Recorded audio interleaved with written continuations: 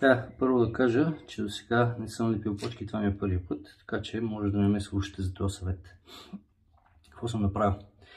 Пуснах си лазер, съответно да хвана ниво, от което започвам нагоре да лепя плочки, като по принцип се прави. След като налепя от това ниво, последния ред се прави надолу. Сега след това,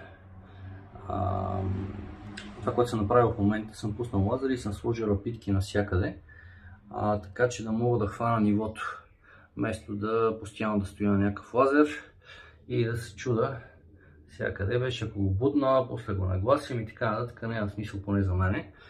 Сложил съм рапитки навсякъде, след това естествено ще ги махна и ще намажа с секунда. Ето с това нещо. Това съм си купил. Надолу, за да може, където има някакви съответно слаби петна, да ги запечатам и да няма никакъв проблем с влагата. Аз съм го намазал между другото един път. Ето тук си личи разликата в цвета. Ще го намажа и втори път от тук. Пак казвам, не съм лепил плочки до сега. Ако иска някой може да коментира.